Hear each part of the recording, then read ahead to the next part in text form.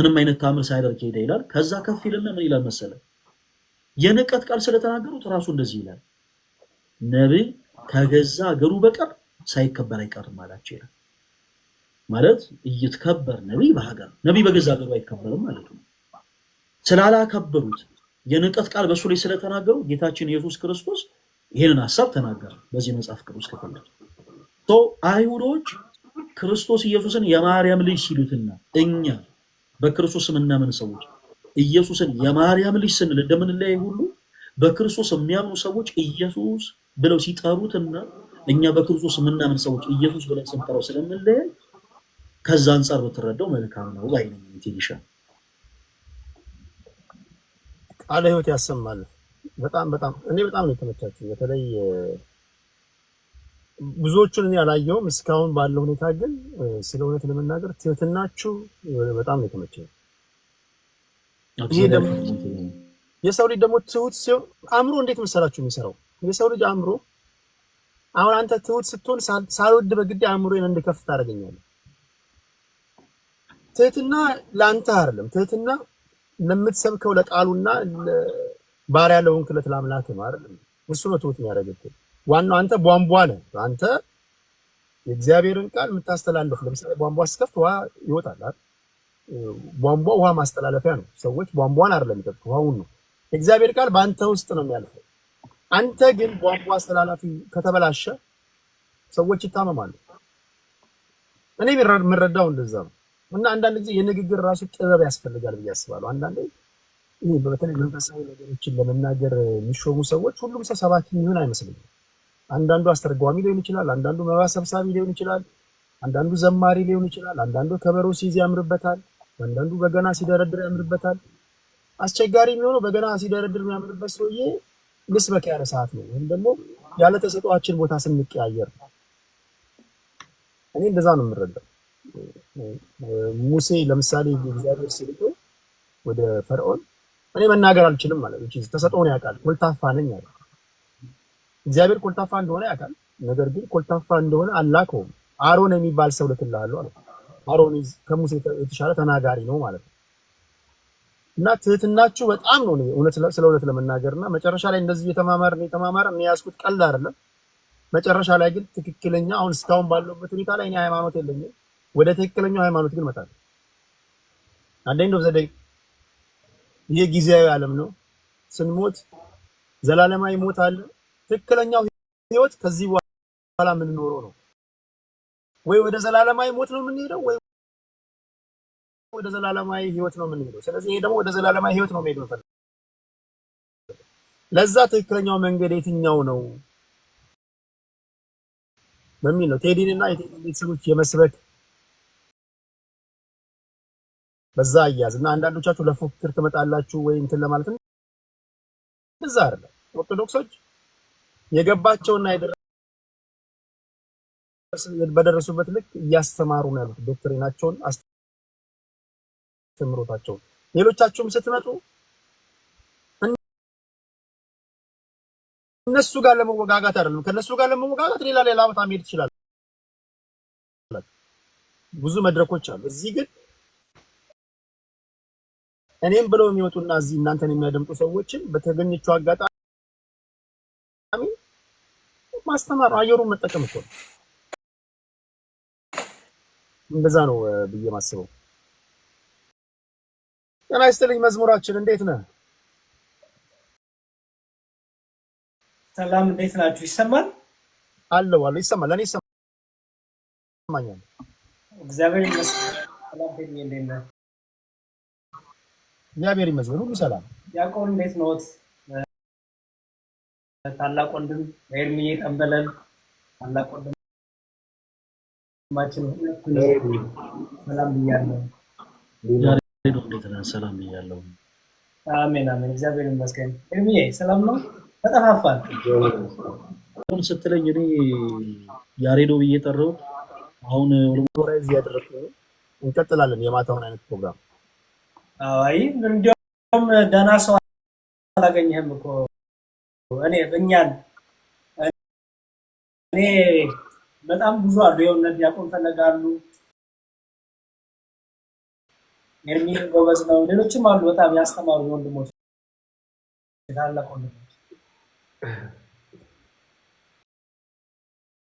እና ገና ሰው ደግሞ የኔን አስተማሪዎች ብታገኝ ጥሩ ነበር። ትራሶስ ነው የገባሁት። ቲክቶክ የላቸውም፣ አካውንት የላቸውም። ይኸው ዲያቆን ፈለገ አንደኛው ናቸው እና አኪራም እና ዮሐድ እና ዮብ እኔ የነሱ ተማሪ ነኝ። ትናንት እነሱ ጥፍዟቸው ነው እንጂ ዋው አሪፍ መድረክ እናዘጋጃለን። ቁም ነገር ይሄ ዝም ብሎ መጫወጫው ምናምን ሳይሆን ያ አየር ላይ ታውሎታላችሁ። የሚገዛ ለራሱ ለህይወቱ የሚያስብ ሰው ገዝቶ ይሄዳል። ምንም እኮ ጉልበት እኮ መሰለፍ አያስፈልግም እኮ።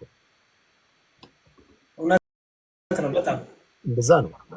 አዎ አይ ጥሩ ኮንታክት አገባ እናንተም ጥሩ እየመራህን ነበር እና በጣም አሪፍ ነበር። ትንሽ መሀል ላይ እንትን ተፈጠረ። በተለይ ክሮስ ቼኩ ቢኖር በደንብ ሞር ክሊር ነበር። አንተ ክሮስ ቼኩን እኛ ፈልገነው ነበር። ቻሌንጅ መደረግ አለበት። አንድ ሰው የሚናገረው ነገር እውነቱ ውሸት ክሮስ ቼክ መደረግ አለበት። ምክንያቱም ጊዜም እድሜም ሰጣችሁ ቁጭ ብላችሁ ውሸት ነግሬያችሁ ቦታስ ቼክ መደረግ ነበረብን እና እሱ ቢደረግ ኖሮ አንደኛ ነገሮች ክሊር ይደረጋሉ፣ ሰውም ፋይናል የሆነ ነገር ስር ያለ ነገር ያገኛል። ኤኒዌይስ ግን ጥሩ ጊዜ ነበረ። ትንሽ ጭቅጭቁን ያልወድም፣ ብዙ ጩኸት ጭቅጭቅ ምናምን ብዙ አልወድም እና ለዛ ነው። ትክክል። ይሄ የመጀመሪያ ቀን ስለሆነ ይሄ ክርስቶኩን የጎንዮሽ መጠያየቁን አስቤ ነበር፣ ግን በሚቀጥለው እንትን አልኩት። በሚቀጥለው ምን እናደርጋለን መሰለህ? እኔ ያው ፖለቲካ ምናልባት ሳዋይ አይታችሁ ከሆነ ለእናንተ ማሳይ ፈጣሪ ጥበቡን ይስጠኝ እንጂ ቀላል ስብስብ አይደለም የሚሆነው። አሁን ኦርቶዶክስ ነው፣ እስልምና፣ ፕሮቴስታንት አንድ ላይ ማወያየት ማለት ከባድ ነው። የእናንተ ደግሞ እርዳታ ካልታከለበት አንዳንዱ በቃ ካላገዘህ የሚሆን ነገር የለም። አላግዝም ደግሞ ካለ ቆራጥ የሆነ ውሳኔ መወሰን አለበት፣ ወደ ታች መውረድ አለበት። ዘን የተሻለ ሰው ይመጣል። አልመጣም የሚል ካለ ቁጭ ብሎ ይሰማል። እንደዛ ነው የምናደርገው። በሌላው አለመታዘዝ ወይ በሌላው መበጥበጥ ሰላማዊ ሰዎች መታወቅ የለባቸውም። ቢኮዝ እናንተ እያንዳንዱ ደቂቃ ሃይማኖት ሰዎች የውሳኔ ጊዜ ነው ብላችሁ ነው የምታስቡት እንጂ ለዝም ብላችሁ የምታባክኑት አይመስለኝም። ዛሬ በመኪና አደጋ ሊሞት ይችላል፣ ታንቆ ሊሞት ይችላል፣ ብሎት ሊሞት ይችላል። መወሰን አለበት በየደቂቃው ብዬ አስባለሁ። እና መቀለድ የለብንም። እኔ አይ ቲንክ ጥሩ አካሄድ የሚሆነው ብዬ ማስበው ለምሳሌ ኦርቶዶክሳን ብቻ ኮንን ያለ ነው ወደ ሌሎቹ ቤተ እምነት ሳንገባ የእኛን ብቻ የእኛን ስትራክቸር የእኛን ቤት በደንብ መስበክ፣ ሙስሊሞቹ ከተጋበዙ ወደ መጽሐፍ ቅዱስ ሳይገቡ ወደ ክርስትናው ሳይገቡ ሙስሊምናው ማስተማር፣ ፕሮቴስታንቶች ከሆነ የራሳቸውን ትምህርት እንደዛ ሲሆን እያንዳንዳችን በቤታችን ያለው ትምህርት ታገኛለን። ይመቻል ኮንቴንት ማለት ነው። አይ ደግሞ የሌላው ቤተ እምነቱ ባለሙሉ ሲነሳ ከተባለ የሚነሳበት የቤተ እምነት ባለቤት መኖር አለበት ታሪክ ማለት ነው። አለበዚያ ያ ሰው ሮንግ ነገር ተናግሮ ከሆነ ሳይታረም ያልቃል ማለት ነው። እና ለምሳሌ ሙስሊሞች ካሉ የሙስሊሞችን ብቻ እምነታቸውን አዲሱን ቁየት ከተገባ ግን ከክርስቲያኖችን ሰው ገብቶ ምን እንደጠየቅ ህዝቡ ያውቃል፣ ምን እንደመለሰ ያውቃል። ልክ ነው ልክ አይደለም ካልከው ወደ ጉንጭ አልፋ ክርክሮችና ወደ ሌላ እንትን መሄድ ነው ሆኖና እንደዚህ አይነት ነገሮችን እንጠቀማለሁ ብዬ ተስፋ አድርጋለሁ።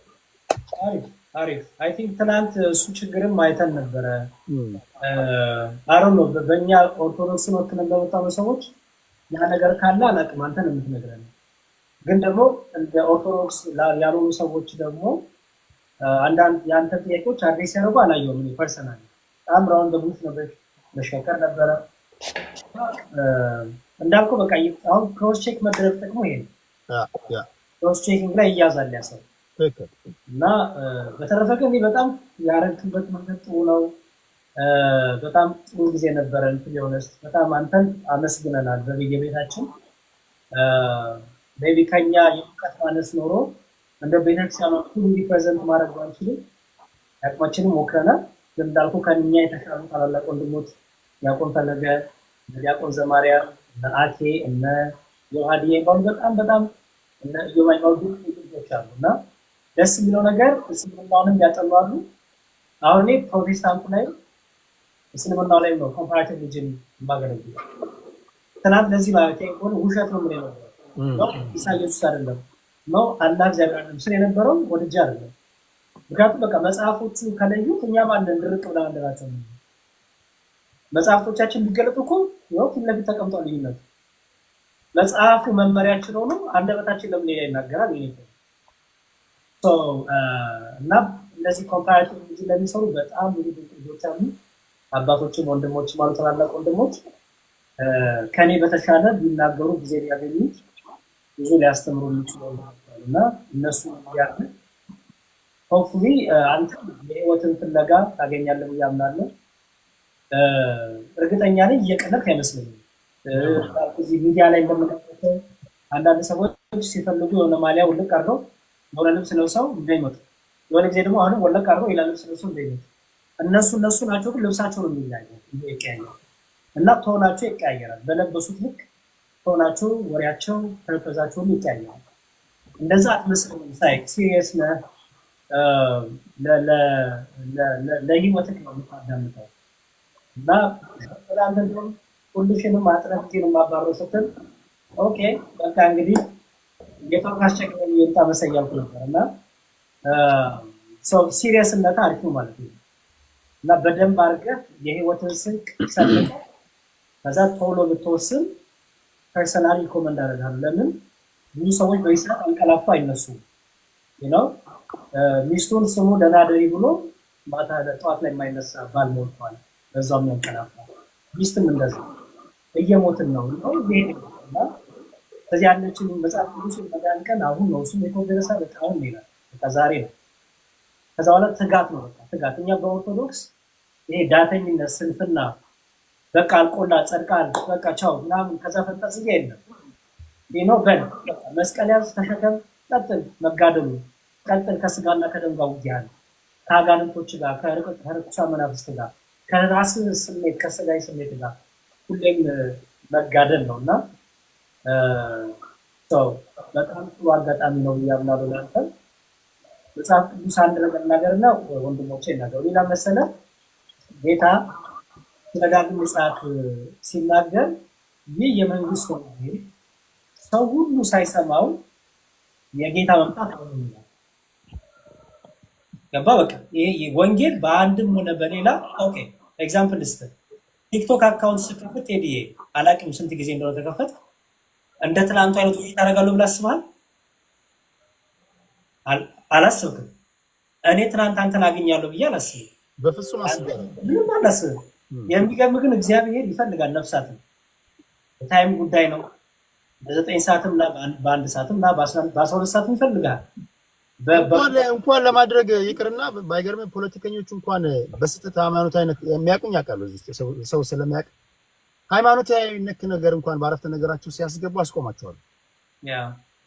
በፍጹም አስገራለሁ። እሱ ነው የምልህ you don't know አሁን ይሄ ታይም የትናንቱ ቀን ለምን በህይወት ላይ እንደመጣ አታውቀውም። እየቆየ ነው ግን የሚገባ ለባ ሰው እግዚአብሔር ሰዎች ምክንያት እንዳያገኙ በነገሮች ሁሉ ቃሉን ያሰማል። ባስ እየጠበቅ ቃሉን ትሰማለህ። ቲክቶክ ከፍተው ሳታሰው ቃሉን ትሰማለህ። እኔ ጋር ወደ 300 ምናምን ሰው አለ። እናንተ ጋርም በዚህ ሰዓት ቃል እግዚአብሔር እሰማለሁ ብሎ ሲያስብ ሰው ይሰማል። እና ይሄ ለምንድነው? በቃ እግዚአብሔር ይሰበስበናል። ከመሳሰው ፊት ግን ንስሐ እንድንገባ ይፈልጋል፣ እንድንመለስ ይፈልጋል። ስለዚህ ይሄው ይፈልጋል ማለት ነው። ራሱ መጥቶ የለም ይሄው በእኛ በወንድሞች በታናናሽ በተናቁት በወራዶቹ ያደረገ እግዚአብሔር መልእክቱን ያናግራልና እግዚአብሔር መንፈስ ቅዱስ መንገድህን እንደ አብርሃም ያርግልህ። እንደ አብርሃም እንግዲህ ማን ነው አምላኬ? አብርሃም በጣም የሚገርም በቃ አምላኩን ፈለገ። ጣዖት ሰርቶ ጣዖትን ቢለው ጣዖት አይመልስለትም።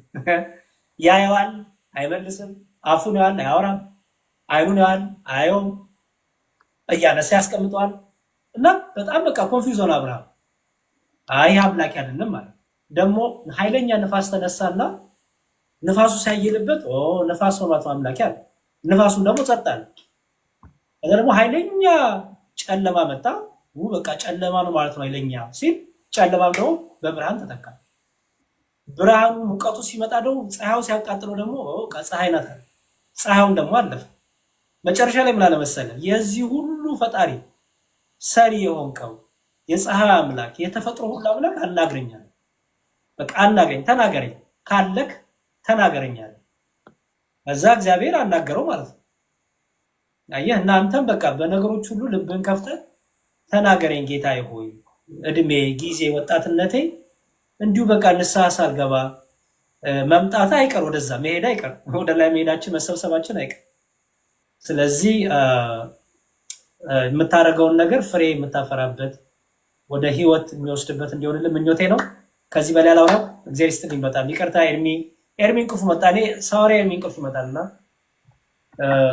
ያቺን መዝሙራችን ኤርሚያችን ወይ ኪዳይ ሰላም አለይኩም ወንድም እንዴት ነው? አለሁልህ። እንቅልፍ መጥቷል። አይና አባብቷል። ኧረ እንቅልፍ የመጣ አይደለም። የስንትን እያደረኩ ነው፣ እያዳመጥኩ ነው ተመስጬ።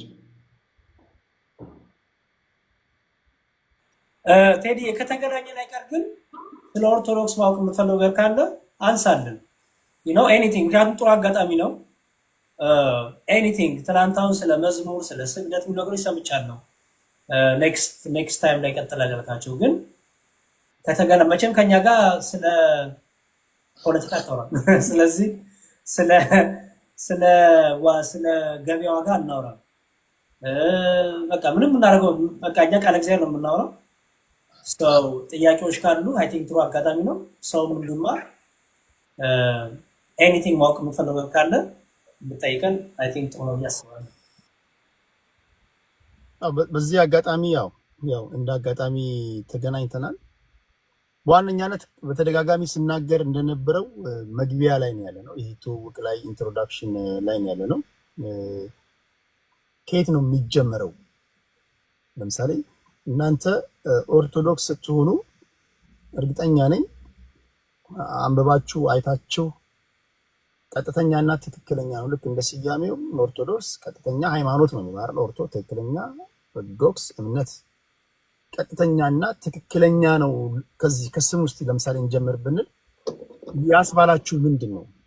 ቀጥተኛና ትክክለኛ ስትሉ ከእናንተ ከቆማችሁበት እምነት አንፃር ቀጥተኛ ያልሆነ እምነት አለ ማለት ነው አይደል? እኔ አሁን ይሄ መንገድ የኔ ቀጥተኛ ነው ካልኩኝ በጠማማ መንገድ እየሄዱ አሉ ማለት ነውና እናንተ ቀጥተኛ ያላችሁት በምንድን ነው? ከዚህ እንጀምር እና ልክ ይሄን ካብራራችሁ ከጨረስ ይሄ አይ ነው ይሄ በጣም ሰፊ ርዕስ ነው። ከዛ በኋላ ደግሞ በሚቀጥለው ደግሞ ሌሎች ወንድሞች ባሉበት እናወራለን። ጠልቄ ብዙ አልጠይቃችሁም። አሁን ግን ከዚህ እንጀምር። ኦርቶዶክስ ቀጥተኛ ሃይማኖት ቀጥተኛ እምነት ያላችሁበት ምንድን ነው? ዲያቆን ፈለገ ታላቅ ወንድም እሳቸው ይቀጥሉ።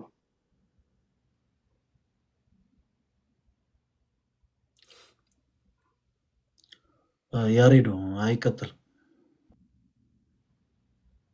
እሺ ቀጥሎ ከዲያቆን ፈለገ ታላቅነታቸውን ስለቀደበቁ ኤርሚዬ ቀጥልና ከዛ ቀጥላለሁ። እኔና ኤርሚ ላጤዎች ነን፣ አላገባንም።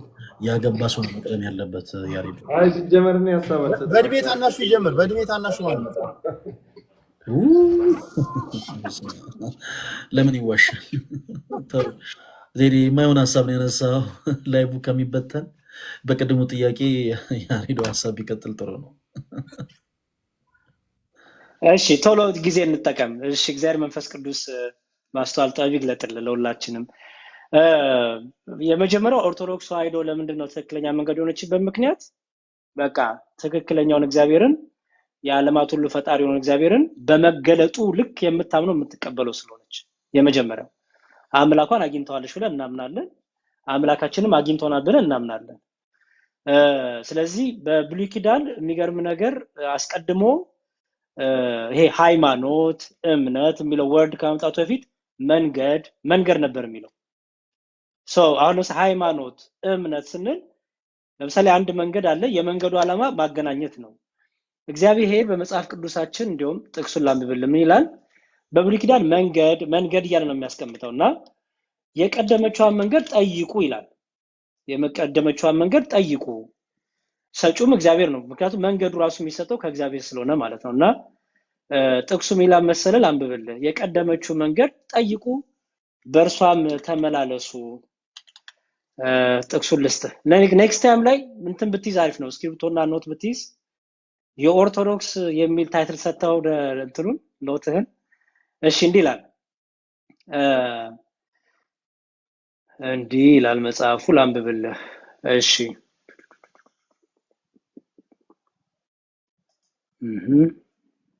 በትንቢተ ኤርሚያስ ምዕራፍ 5 ቁጥር 1 ላይ በኢየሩሳሌም መንገድ እየተመላለሳችሁ ሩጡ ተመልከቱም ወቁም በአደባባዩም ፈልጉ ፍርድን የሚያደርግ እውነት የሚሻውን ሰው ታገኙ እንደሆነ ይቅርለታሉ ይላል። አሁን በኢየሩሳሌም መንገድ እየተመላለሳችሁ ሩጡ ሲል ዝም ብሎ በቃ መሯሯጥ ማለት አይደለም። በቃ ፍለጋውን፣ ምክንያቱም እግዚአብሔር እስራኤል ማለት የሕዝበ እግዚአብሔር ማለት። ስለዚህ በትንቢተ ኤርሚያስ ላይ ኢየሩሳሌምን አንድም በሕዝቡ ያነሳታል፣ አንድ ነው በምን ይመስላታል መሰለ? የእግዚአብሔር ሕዝብ፣ እግዚአብሔር የሚራራለት፣ እግዚአብሔር የሚወደው የተመረጠው ሕዝብ በሚለው ይዛታልና በዚህ በትንቢተ ኤርሚያስ ምዕራፍ 5 ቁጥር 1 ላይ በኢየሩሳሌም መንገድ የተመላለሳችሁ ሩጡ ተመልከቱም ወቁም በአደባባዩም ፈልጉ ፍርድን የሚያደርገው እውነትን የሚሻውን ሰው ታገኙ እንደሆነ ይቅርላታሉ ይላል። ስለዚህ እግዚአብሔር መንገድ እያለ ነው ሰዎች ከእግዚአብሔር ጋር ያለውን ኮሚኒኬሽን፣ ሰዎች ከእግዚአብሔር ጋር፣ ነቢያቱ ከእግዚአብሔር ጋር፣ ህዝቡ ከነቢያቱ ጋር ያለውን ሁሉ መንገድ ይሏል። አሁን እዚህ ጋር ሰው ፈልጉ መንገድ የሚለው እግዚአብሔር የመረጠውን ነብይ፣ በእግዚአብሔር አድሮበት የሚናገረውን ነብይ ያን ሰው እወቁት ነው። ስለዚህ በመጽሐፍ ቅዱስ በብዙ ቦታ ይሄን እምነትን መንገድ እያለ ጠቅሷል። ስለዚህ የመጀመሪያው ኦርቶዶክስ ትክክለኛ ናት ለማለት መንገዱ ትክክለኛውን እግዚአብሔርን ስለያዘች። ሁለተኛው ደግሞ እነዚህ የምታያቸው መጽሐፍት እነዚህ ሁሉ የምታያቸው መጽሐፍት የአባቶች መጽሐፍት ናቸው። ከዛሬ 2000 ምናምን ዓመት በፊት ቤተክርስቲያን የነበሩ አባቶች ክርስቲያኖች ምን ያምኑ ነበር? ኦኬ ይሄ የምታየው the fathers know best ይላል። ጠቅላላ ወደ ኋላ ሄዶ የሐዋርያትም ተማሪዎች፣ የሐዋርያት ተከታዮች፣ የሐዋርያት ደቀ መዛሙርት ምን ያምኑ ነበር የሚለውን ዶክመንት ያደረገው መጽሐፍ። ስለዚህ የኛ እምነት ወደ ኋላ ሄዶ የአባቶችን ትምህርት ይዛል፣ የሐዋርያትን ትምህርት ይዛል፣ የክርስቶስን ትምህርት ይዛል፣ ደግሞ ሄዶ የነቢያትን ትምህርት ይዛል ማለት ነው። ስለዚህ በነቢያቱና በሐዋርያቱ ትምህርት ላይ የቆምን ስለሆንን በዛ የተነሳ ትክክለኛው መንገድ አለን ብለን እናስባለን። ለምሳሌ ቅዱስ ቁርባን የጌታ እውነተኛ ስጋና ደም ነው ስል ከዛሬ 2000 ምናምን ዓመት በፊት ይታመን ነበር የትምህርት የሚለውን ይኸው ትሬስ አደርገዋለሁ። ከዛሬ 2000 ዓመት አዲስ ትምህርት ነው ያመጣው ወይስ ከዛሬ 2000 ዓመት በፊት ነበረች ይሄ ትምህርት? ጥምቀት ያድናል ስል ከዛሬ 2000 ምናምን ዓመት በፊት ባለው ትምህርት ይሄ ትምህርት ታወቃል ወይስ አታውቅ? እንደሚታወቅ መጽሐፍቱ ይናገራል። አባቶች ሁሉ ስም እየጠቀሰልን ማለት ነው ምን እንዳስተማሩ የነበሩት ጉባኤቶች እነ ኒቂያ፣ እነ ቁስጥንጥንያ፣ እነ ኤፌሶን ይባሉ ጉባኤቶች ኬልቄዶንም ጨምሮ ማለት ነው። አራተኛው አንቀበለውም በርግጥ አንደኛ ወደ ኋላ ሲኬድ ትሬስ ስለሚደረግ በትክክለኛ መንገድ ላይ ያለ ነው ብለን እናምናለን። ዝም ብሎ ፋንሲ ታሪክ ዝም ብሎ ምናምን ሳይሆን በመረጃ አባቶች ትምህርት አለ ማለት ነው። ኦኬ ቀጥሎ ይሄው ለምሳሌ ስለ ድንግል ማርያም ይሄ የሆነ መነኩሴ የጻፈው አይደለም፣ የሆነ መሪጌታ የጻፈው አይደለም። ይሄ the life of Saint Mary Theotokos ይላል። የድንግል ማርያም ህይወት የአምላክ እናት ህይወት ተብሎ ይሄ ሁሉ ፔጅ የተቀመጠበት ከመወለዷ ጀምሮ ጠቅላላ ማለት ነው። እናት አባቷ ማን እንደሆኑ በስንት እድሜዋ እንዳረፈች ድንግል ማርያም ከዛ ደግሞ ጠቅላላ ማለት ነው። ብቻ ለብዙ ሰዎች የሆነ መነኩሴ የሆነ ምናምን የጻፈው ይመስላቸው ይሄ ስለ ድንግል ማርያም የሚናገር ታሪክ ነው። እና ደግሞ የቀደሙት አባቶች ምን ብለው አስተማሩ ስለ ድንግል ማርያም? ከዛሬ 2000 ምናምን በፊት ስለ ድንግል ማርያም ትምህርቱ ምን ነበር? ይሄው ትሬስ ይደረጋል። ይሄው ይሄ ደግሞ ስለ ክርስቶስ ሲሉ ሰማዕትን የተቀበሉ ሰዎች ከመጀመሪያው ሴንቸሪ እስከ 21ኛው ሴንቸሪ ድረስ ሰማዕትን የተቀበሉ እዚህ ውስጥ እነ ጊዮርጊስ አሉ እነ አርሴማ አሉ። የሚገርም እዚህ ውስጥ ከአንደኛው ሴንቸሪ እስከ 21ኛው ሴንቸሪ የሚገርም እዚህ መጽሐፍ ውስጥ ማን እንዳለ ታውቃለህ ቴዲዬ? እስቲ ገምት ማን ይኖራል ታስባለህ? የሆነ የምታውቃቸው የሆኑ ሰዎች አሉ። ሐዋርያው ጴጥሮስ ኖ እነ ሐዋርያትንማ በቃ ጨረሰ። ሐዋርያት ተመዝግበዋል፣ ሁሉም ተመዝግበዋል። እዚህ መጽሐፍ ውስጥ የሚገርም ማን አለ መሰለህ? ሊቢያ የታረዱት ጭምራሉ። ኦ ያኛው መጽሐፍ ስለ ሴንት ሜሪ ነው። ያኛው ስለምንድን ነው? ይሄ ስለ ሴንት ሜሪ ነው። ይሄ ቢጫው ሰማዕት ስለሆኑ ነው። ቢጫ አንድ ቢጫ አሳየኝስ። አንድ ቢጫው ይሄ የአባቶች ትምህርት ይሄ ስለ ቅድስት ጠቅላላ። ይሄ ደግሞ ጠቅላላ ስለ ክርስቶስ ሲሉ በሰማዕትነት ያረፉ ሊቢያ የታረዱትም አሉ እዚህ ውስጥ ዶክመንት ተደርጓል። አይገርምም? ዋው! ይሄ እንዲህ ጠቅላላ ዓለም ውስጥ ክርስቲያኖች የደረሰው መከራ ግፍ የዘገበ መጽሐፍ ነው። ኦኬ እዚህ ውስጥ ጠቅላላ ስለ ክርስቶስ ሲሉ የታረዱ የተቃጠሉ፣ ቆዳቸው ላይ ዘይት የፈሰሰባቸው፣ አንገታቸው የተቆረጠ፣ ለውሻ የተሰጡ፣ ለአንበሳ የተሰጡ ከሐዋርያቱ ጀምሮ ማለት ነው። ከዛ ደግሞ የሐዋርያቱ ተከታዮች፣ የሐዋርያቱ ተማሪዎች በአጠቃላይ ለእምነታቸው ሲሉ መስዋዕት የሆኑ ማለት ነው። አሁን ይሄን የሆነ መነኩሴ አይደለም የጻፈው። ኦኬ ይሄን መጽሐፍ አይ ቲንክ ካሜራው ቆይ እየተገለበጣችሁብን ነው መሰለኝ። ቆይ እንዲህ ባደረገው አይ ገስ ሞር ክሊር ይሆናል። ይኸው ይታያል።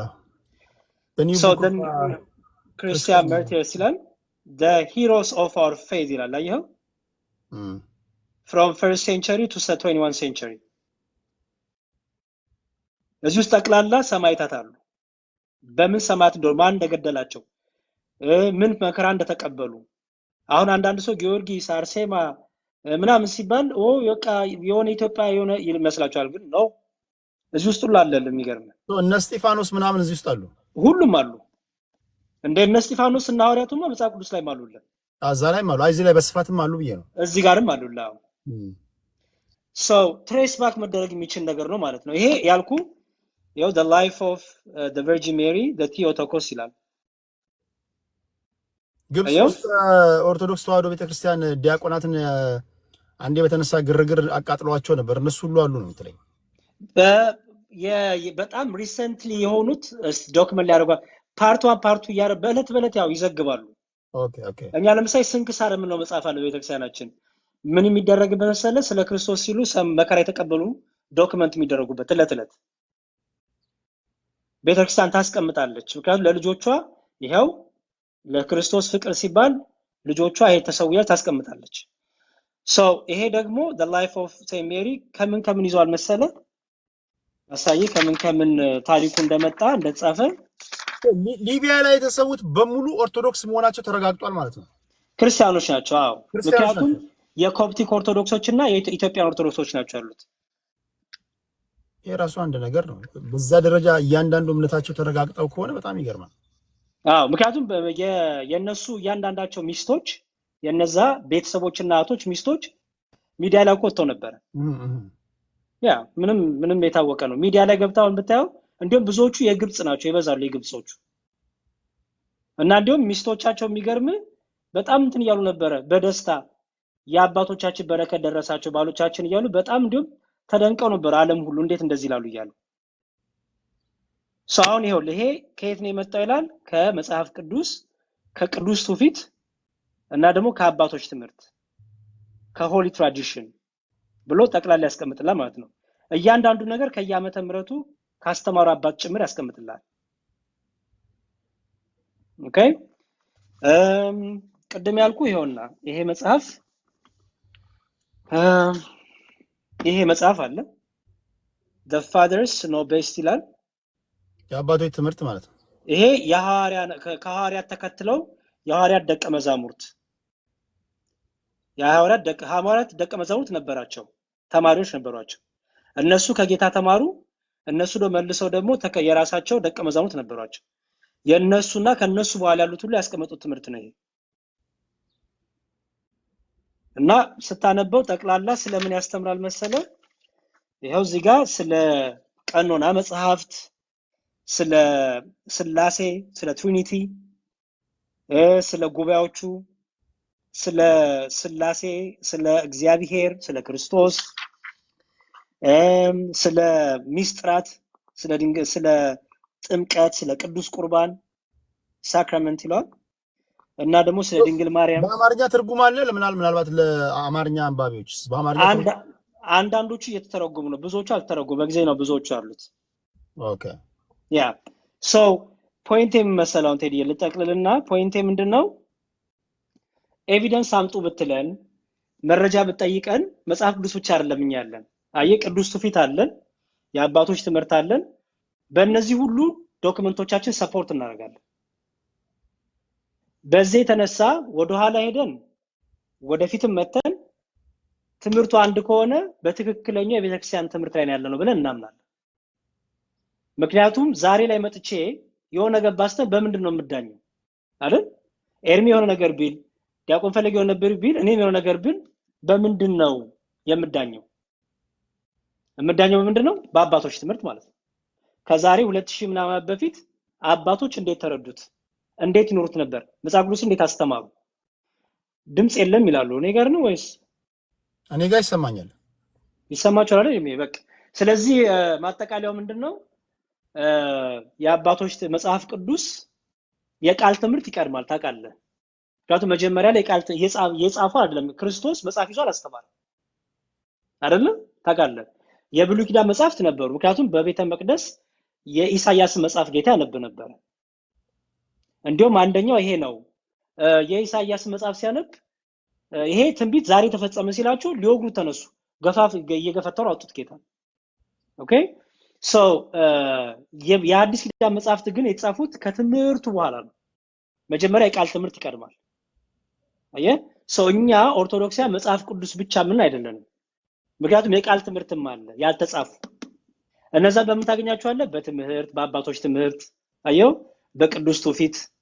አሁን ሰው ጥያቄ ቢያነሳ አሁን እነዚህ መጽሐፍ ቅዱስ ላይ ያልተካተቱ ናቸው። ኖ ተካተዋል። ማብራሪያዎቹ ትምህርቶቹ ማብራሪያዎቹ ናቸው። ማብራሪያዎቹ የቃል ትምህርት አለው፣ የቅዱስ ትውፊት አለው እና ደግሞ ወንጌሉ ሶስቱ አንድ ላይ ሆነው ማስረጃው አሉ ማለት ነው። ኦኬ አሁን ለምሳሌ መጽሐፍ ቅዱስ በምን እንደተጻፈ ይታወቃል። ለምሳሌ የእግዚአብሔር ቃል በመንፈስ ተመርቶ የተጻፈ ቃል ነው፣ የእግዚአብሔር ቃል ነው። ደግሞ የእግዚአብሔር ቃል ወይም ደግሞ ሐዋርያቶች ሰዎች የጻፉት ነውና ታማኒነቱ ተብሎ ቢጠይቃውን ታማኒነታቸው ምንድነው? አንዳንድ ሰዎች ከራሳቸው የጨመሩት ላለመሆኑ፣ ያጋነኑት ላለመሆኑ፣ ያሳነሱት ላለመሆኑ፣ ያልተፈጠረ ነገር እንደተፈጠረ አድርገው ላለመጻፋቸው ታማኒነቱ ምንድነው ቢባል ምንድነው የምትሉት? በጣም ጥሩ። ታማኝነቱ መሰለ በዘመናቱ ላይ የነበሩት አባቶች የተስማሙበት ትምህርት ነው። የመጀመሪያው ገባ የብዙሃኑ የተስማማበት ትምህርት ሆነ ይቀጥላል ማለት ነው። የተለያየ አዳዲስ ትምህርቶች መተው ነው። ለምሳሌ ክርስቶስ ፍጡር ነው የሚል ትምህርት መጣ። አምላክ አይደለም የሚል ትምህርት መጣ። መንፈስ ቅዱስ ከአብና ከወልድ ያንሳል የሚል ትምህርት መጣ። አየው። ስለዚህ ምን ያደርጋሉ? በዛ ጊዜ የነበረችው አንድ ካታሆሊክ ወይም ዩኒቨርሳል ቸርች አንድ ቤተክርስቲያን አለች። ሁሉም ከየዓለሙ ይጠራራል። ከዛው ላይ ይጠራሩና ያን ትምህርት ይገመገማል፣ ይከራከራሉ። ያንን ሰው አዲሱን ትምህርት ያዳምጡታል። ከዛ በኋላ ትምህርቱ ይረታል ማለት ነው በትክክለኛ ትምህርት ገባት ሄደው። ስለዚህ አሁን የመጀመሪያው ሁሉም አባቶች ተሰብስበው ያመኑበት ያጸደቁት ትምህርት መሆኑ አንድ። ሁለተኛ ከመጽሐፍ ቅዱሱ ጋር ስለማይጋጭ መጽሐፍ ቅዱሱ ጋር ያለው ትምህርትና ይሄ ትምህርት ስለማይጋጭ ምክንያቱም መጽሐፍ ቅዱሱ ነው ራሱ እነሱ ምን ያደረጉት ከሐዋርያቱ ተምረው ደግሞ ለኛ ያስቀምጡልን ማለት ነው። ገባት ሄዲዬ ሶ ወደኋላም ወደፊትም ኮምፔር ማድረጊያ መመዘኛ ሚዛኖች አሉት። ከዛ ደግሞ በመሃል ማን አሉ? ሐዋርያቱ አሉ፣ የሐዋርያቱ ተማሪዎች አሉ፣ ዋናው ጌታ አለ፣ ትንቢቶች አሉ፣ መጽሐፍቱ አሉ። እነዚህ ሁሉ አንድ ላይ ማች አድርገው ትምህርቱ ይቀጥላል ማለት ነው።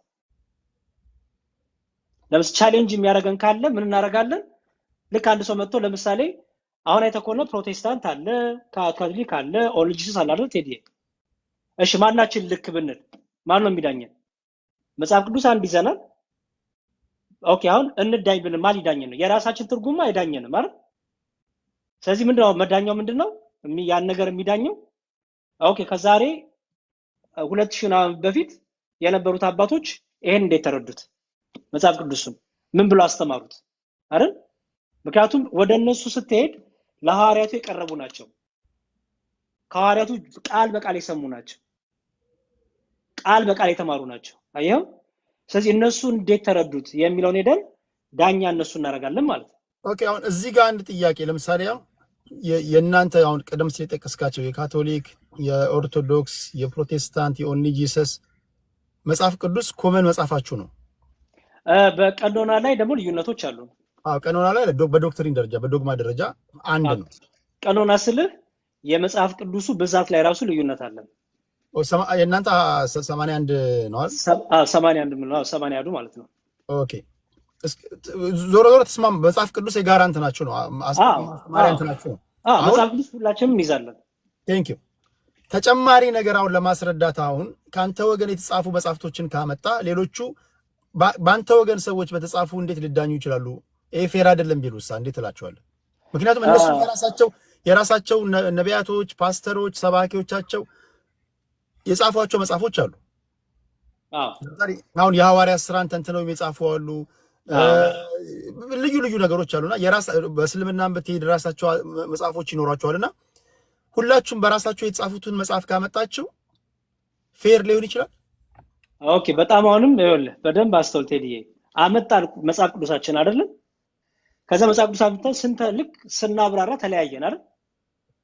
እንዲህ ብሎ ያብራራል ሰው ማን ነው ተብሎ ይጠይቃል። ቀጥሏል ነው ማለት ነው አይደል? አሁን አንተ ያብራራውን ትምህርት አንተ ይሄን ዲፋይን ያረክበትን ትምህርት ማን ነው ከዛሬ 2000 ዓመት በፊት ሐዋርያት ተናግረውታል? የሐዋርያት ተማሪዎች ይሄን ደግመውታል? ከየት ነው ያመጣው? ምንጭ ምንድነው ይባላል ማለት ነው። አይደለም? ምንጭ ይታይና ወደ ኋላ ተከዶ ምንጭ የተቀዳበት ምንጭ መነሻ ኤቪደንስ ካለ በኤቪደንስ አንተ ያው ትክክለኛው አንተ ትሆናለህ ማለት ነው።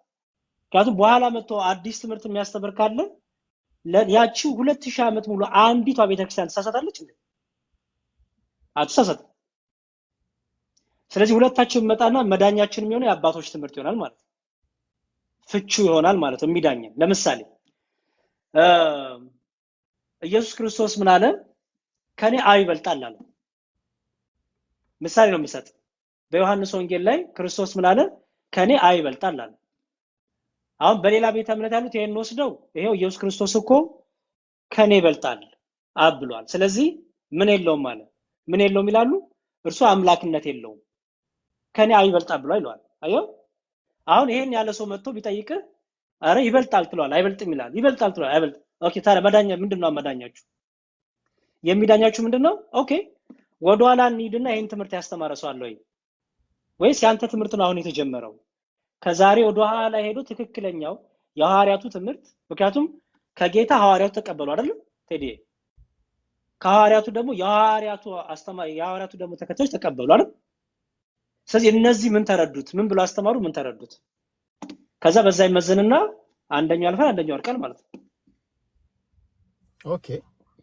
ኦኬ የመጨረሻ ግን አንድ ጥያቄ ላንሳ ከዚህ ጋር ምናልባት አሁን ቢኖሩ አሁን 3 አይነት ሰዎች አሉ እኔ በገባኝና በተረዳሁት ልክ። የመጀመሪያዎቹ ስትነግራቸው ቶሎ የሚይዙ ናቸው። ልክ አሁን ኢየሱስ ክርስቶስ ዘር ሊዘራ ወጣ፣ አንደኛው ጭንጫ ላይ፣ አንደኛው ሜዳ ላይ፣ አንደኛው እሾህ ላይ እንደሚለው እያለ እንደሚያስተምረው ማለት ነው። አሁን ሁሉም ሰው ቃሉ አንድ ቢሆንም የመረዳት ሌቭሉ ግን አንድ አይደለም። ለምሳሌ በመዝሙርና በፈለገ መካከል ልዩነቶች አሉ። ምንም እንኳን ዶግማቸው አንድ ቢሆንም የምትከተሉት ቀኖና አንድ ቢሆንም ነገሮችን የምታስተምሩበት ቃላት አጣጣላችሁ፣ ምሳሌ አጠቃቀማችሁ ምናምን ይለያያል። አሁን ይሄንን መጽሐፍ እንደ ማስረጃ ከምታመጡልን እዛው በጋራችን በሆነው በመጽሐፍ ቅዱስ ዙሪያ ላይ ብቻ እንከራከር፣ በእናንተ ጉዳይ ላይ አናምንም ቢሉ በመጽሐፍ ቅዱስ ላይ ብቻ ለመወያየት ፈቃደኞች ናችሁ? እኛ በጣም ፈቃደኞች ነን። ለቴዲ ምን አለ መሰለ መጽሐፍ ቅዱስ በምሳሌዎች በሚስጥሮች የተሞላ መጽሐፍ ነው። ተረዳኝ? ለምሳሌ ጌታ ሲያስተምር በምሳሌ ያስተምር ነበር። ዘርዘይ ሊዘራ ወጣ አላልኩም ቅድም? ኦኬ አንዱ በጭንጫ መሬት፣ አንዱ በእሾሃማ፣ አንዱ በአለት፣ አንዱ በመንገድ ዳር ወደቀ ያላል። ኦኬ ይሄ ሊፈታ ይገባል ትሩ አይደለ? አያው ልክ እሱ ይፈታል ማለት ነው። ሶ ምሳሌዎቹ ላይ ወይም ትርጓሜዎቹ ላይ ወይም ሚስጥራቶቹ ላይ the whole agreement ምክንያቱም ቤተክርስቲያን አንዲት ናት ብያለሁ። አባቶች የተስማሙበት ትምህርት የቱ ነው የሚለው ይወሰዳል ማለት ነው። ገባ? ብንከራከር ኦኬ አባቶች እንዴት ተረዱት? ምክንያቱም መጽሐፍ ቅዱስ ማንም ለገዛ ፍቃዱ እንዲተረጉም አልተፈቀደለትም ተብሏል። ገባ? መንፈስ ቅዱስ ያስተረጎማቸው መንፈስ ቅዱስ ያስረዳቸውን አባቶቻችን አቀበሉ። የኔ መረዳት የሚባል ነገር የለም። አሁን ከዚህ በኋላ የኛን የኦርቶዶክስን አቋም ነው የምነግር። አሁን ዲያቆን ፈለገ ወይም ኤርሚ የኔ መረዳት ብላ አይጀምሩ። የቤተክርስቲያኔ መረዳት ነው የሚሉት። ለምን ምን አለ? ቼኑ አለ፣ ሰንሰለቱ አለ፣ ቅብብሎሹ አለ። ገባ? ቅብብሎሽ ስላለ ከጌታ ሐዋርያት፣ ከሐዋርያቱ የሐዋርያቱ ደግሞ ተማሪዎች እያለ ደግሞ እኛ ጋር ደረሰ ማለት ነው። ስለዚህ ቅብብሎሹን የጠበቀ ትርጉም፣ ቅብብሎሹን የጠበቀ ቤተክርስቲያን ያረዳድ ያስፈልጋል ማለት ነው። እኛ አሁን ብትጠይቀን ቤተክርስቲያኔ እንዳለችኝ ቤተክርስቲያኔ እንደነገረችኝ እንጂ እኔ እንደተገለጠልኝ እኔ እንደገባኝ ብለን አልነግርህም። እንደዛ ከሆነማ የየግላችን ምን ሊሆን ነው መሰለ? ኢንተርፕሪቴሽን ሊሆን ነው። መጽሐፍ ቅዱስ ማንንም ሰው በግሉ እንዲተረጉም ደግሞ አልተፈቀደለትም። በሐዋርያት ሥራ ምዕራፍ 8 ላይ አንድ ታሪክ አለ። የኢትዮጵያ ጃንደረባ ሲባል ሰምተህ ታውቃለህ? የንግስት እሌኒ የኢትዮጵያ ጃንደረባ ምን ያነብ ነበር መሰላ? ምዕራፍ 8 ላይ የነብዩ ኢሳያስ መጽሐፍ ያነበው ነው። ጎበዝ። ሲያነብ ምን አለ መሰለ? ያነበበው አልገባውም፣ በራሱ ግን ተርጉሞታል። ስለዚህ ምን አለ? እንዲያውም ምን አለ መሰለ? የሐዋርያት ሥራ ምዕራፍ 8 ላይ እንዲህ ብሎ ጠየቀው። በእውን የምታነበውን ታስተውላለህን አለው ፊልጶስ። ያነበዋል እኮ ግን ታስተውላለህን የሚለው አለች፣ አስተውል። እርሱም የሚመራኝ ሳይኖር ይህ እንዴት ይቻለኛል አለው።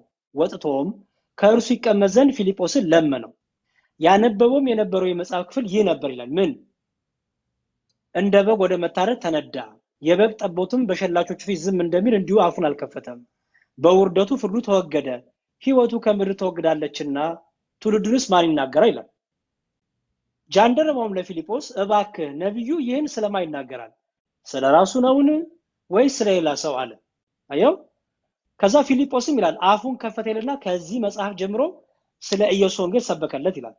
አየው ቴዲ፣ ፊልጶስ የጠየቀው ስለ ኢሳይያስ፣ ፊልጶስ ግን የሰበከው ከምን ጀምሮ ይላል? ከመጽሐፉ ጀምሮ እስከ ክርስቶስ ድረስ ሰበከው። ለምን ቢባል ወንጌል ትንቢቶች ሁሉ ስለማን ስለሚናገሩ? ስለ ክርስቶስ ስለሚናገሩ። አየው። ኢሳይያስ እንዲህ ቢልም ትምህርቱ ግን ስለማን ነው? ስለ ክርስቶስ ነው። ትንቢቱ ተነገረ በኢሳይያስ፣ ፍጻሜው በክርስቶስ ሆነ እያለ ኮኔክት አደረገለት ማለት ነው። አየው። ይሄን ግን ኮኔክሽን ማን ሰጠው? በራሱ ቢተረጉም አያገኘውም። ስለዚህ በመንፈስ ቅዱስ የተሞሉ ሐዋርያን አበው፣ አየው፣ አባቶቻችን ሐዋርያት፣ ኋላም የሐዋርያት ደግሞ የሾሟቸው እነሱ በመንፈስ ቅዱስ እየተረዱ እየፈቱ እኛ ጋር ደረሰ ማለት ነው። ስለዚህ እኔ ከፊልጶስ የተለየ መፍታት አለብኝ አሁን ላይ? ከፊልጶስ ከተናገረው የተለየ ብፈታ መመዘኛ ምንድነው የሚሆነው? ወደ ኋላ ሄጄ ኦኬ ፊልጶስ እንዴት ፈታው ነው አይደል? ይሄን ትንቢት ፊልጶስ እንዴት ፈታው ነው መዳኛው አይደል? እንጂ ዛሬ መጥቼ የራሴን ትርጉም ባስቀምጥ አይ በግ የተባለው እኮ ሌላ ነው፣ ነብዩ ኮሮ ስለራሱ ነው ብለ ምንድነው ማስረጃ ብትለኝ ማስረጃ ምንድነው የሚሆነው? ይሄን ትንቢት እዛውን ጥሩ ምሳሌ ነው ያነሳው። ለምሳሌ የነብዩ ኢሳያስን መጽሐፍ የንግስት እሌኒ ጃንደረባ የገንዘብ ሚኒስትር ነው በወቅቱ። በጅሮንድ ይባላል። የንግስት እሌኒ በገንዘቧ ላይ የሰለጠነ ሰው ነውና አሁን ፊልጶስ ሲነሳ በእግዚአብሔር መንፈስ ተመርቶ ነው የተነሳው። ተልኮ ነው፣ እውነት ነው። ዝም ብሎ አይደለም የተነሳው። መንፈስ ሰምዌር የሆነ ኮንፊውዝድ የሆነ ሰው አለ፣ ሂድና ግለጽለት ተብሎ ነው ሄደው። ኮንፊውዝድ የሆነ ሰው ሳይሆን የጌታን መልአክ ምናምን ተነስተ በደቡብ በኩል ከኢየሩሳሌም ወደ ጋዛ ወደሚወርደው ምድረ በዳ ወደ ሆነ መንገዶ ሂድ አለው። ተነስቶም ሄደ ይላል። ኮንፊውዝ ስለ ሰውየው ያነበዋል እንጂ አንደርስታንድ አደረገው። አሁን ይኸውልህ ሰውየው ፊልጶስ እንደተላከለት አያውቅም። ኤግዛክትሊ የመጀመሪያው ነገር ፊልጶስም ሰውየው እንደሚያገኘው አያውቅም። ብቻ ተነስተ ሂድ ነው የተባለው።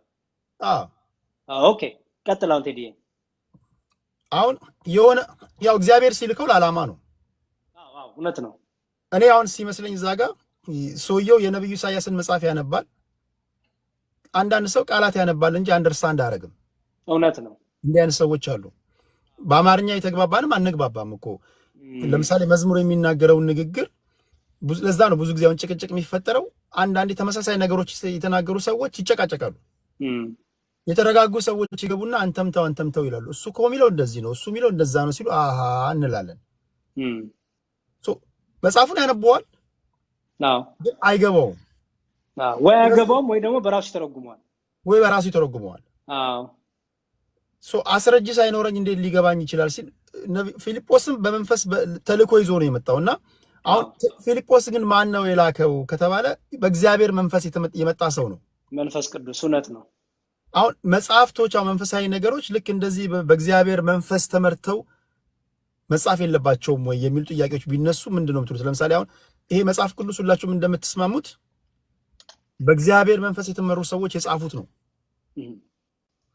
ማጣቀሻ ምናምን የሚባሉ ነገሮች እንኳን በማጣቀሻዎች ቀርቶ በቅዱስ መጽሐፍ እንኳን ብዙ ጭቅጭቆች፣ ብዙ ጥያቄዎች ይነሳሉና ይሄንን እንደ ማስረጃ ስታመጡ አባቶች የጻፉት ከዚህ ቀደም የነበሩ የእምነታችን ተከታዮች የጻፉት ስትሏቸው ሌሎችን ሊቀበሉት ይችላሉ ወይ? ክርክር አይሆንም ወይ? ሌላኛ ክርክር አይሆንም ወይ? ከዛ ይልቅ በመጽሐፍ ቅዱሱ ላይ መጽሐፍ ቅዱስ ራሱ በጣም ዋይድ ነው።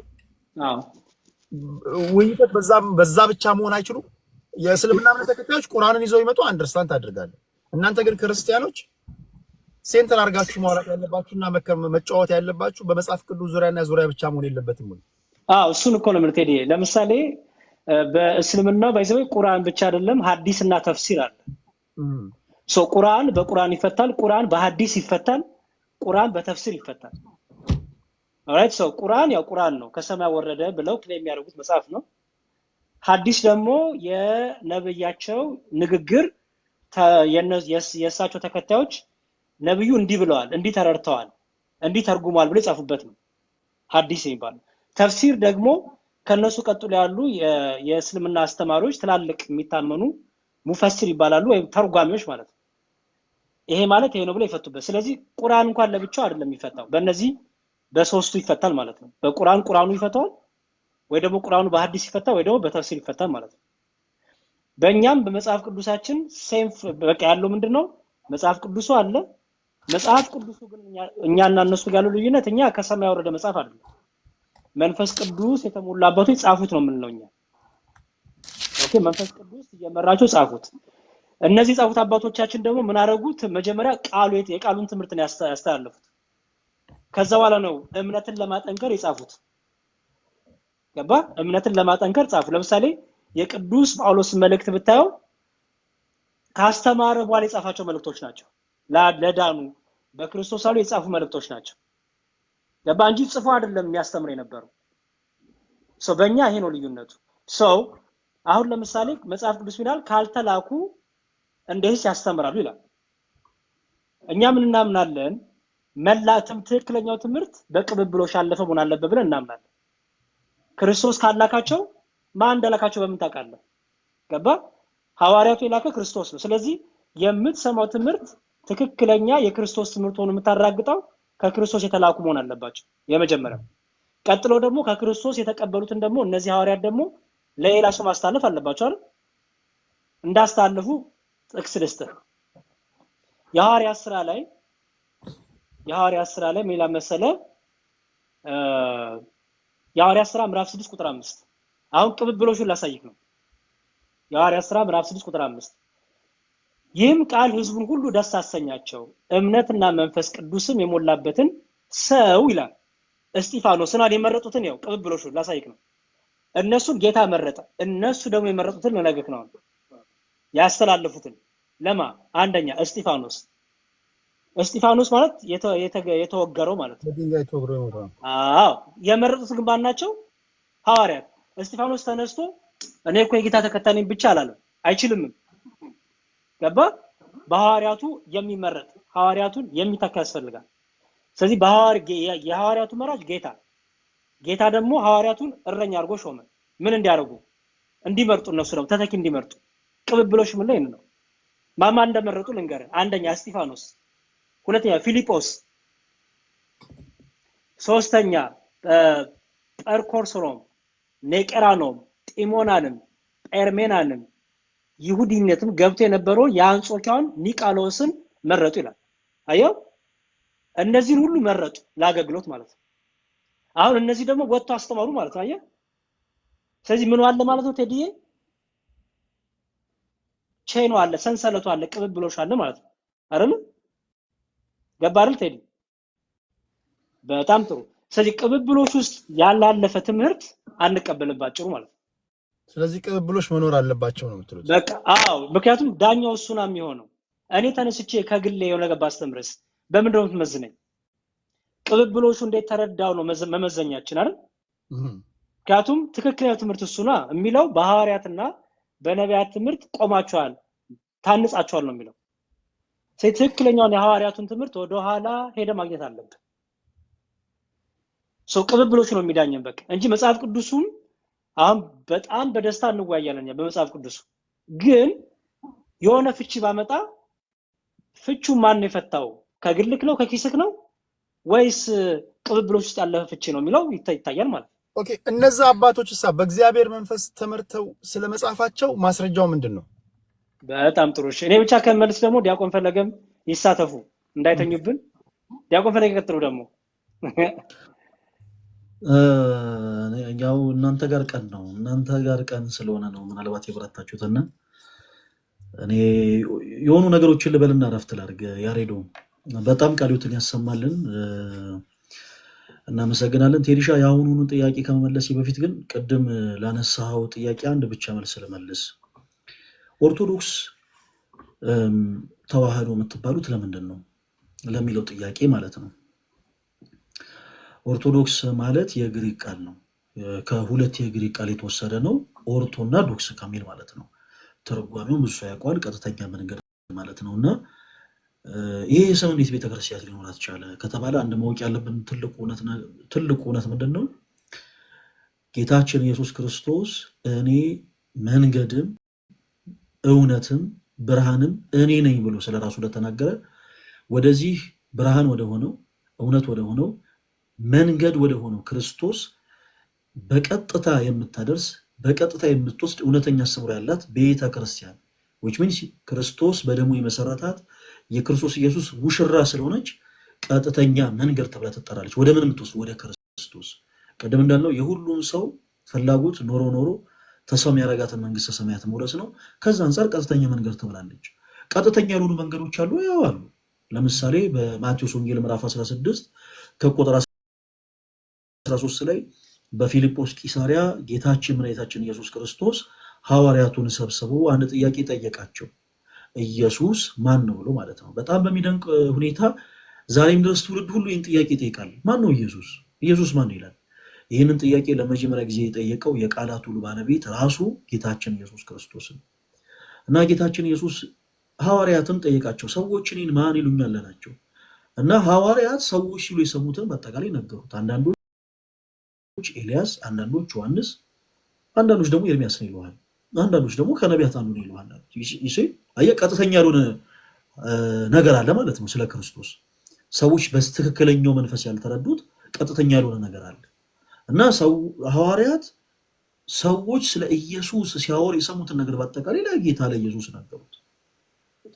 ከዛ ጌታችን እነሱን ደግሞ ጠየቃቸው። እናንተስ ደግሞ እኔን ማን ትሉኛላችሁ አላቸው። በዚህ ጊዜ ጴጥሮስ አንተ ውእቱ ክርስቶስ ወልደ እግዚአብሔር ሕያው አለው። አንተ ክርስቶስ የሕያው የእግዚአብሔር ልጅ ነህ አለው። አየህ፣ ጴጥሮስ የተናገረው ቃልና ሰዎች ስለ ኢየሱስ ይሉት የነበረው ቃል ይለያያል። ስለዚህ ኦርቶዶክስ ተብላ የምትጠራው ቀጥተኛ መንገድ ተብላ የምትጠራው ለዛ ነው። ምክንያቱም እንደሚታወቀው ኢየሱስ የሚሉ ግን የጌቶች ጌታ የንጉሶች ንጉስ የአምላኮች አምላክ የሆነውን ኢየሱስን የማይጠሩ ኢየሱስ እያሉ ስም የሚጠሩ ነገር ግን ኢየሱስ የሚሉ ነገር ግን ኢየሱስ ክርስቶስን ከሶስቱ ቅዱስ አንዱ ቅዱስ እንደሆነ የሚዘነጉ ብዙ ሰነፎች አሉ። ስለዚህ ከነዛ ሁሉ የሚያጠራት ይችን የክርስቶስ ኢየሱስ ሙሽራ የሆነችን ቤተክርስቲያን ይሄ ስሟ ነው፣ ይሄ ትምህርቷ ነው። አንተ ውእቱ ክርስቶስ ወልደ እግዚአብሔር ሕያው፣ አንተ ክርስቶስ የሕያው የእግዚአብሔር ልጅ ነው የሚለው።